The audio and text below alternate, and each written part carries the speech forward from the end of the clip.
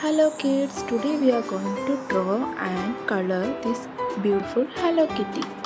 So the colors we use are red color, baby pink color, sky blue color and yellow color. So let's draw and paint this cute picture.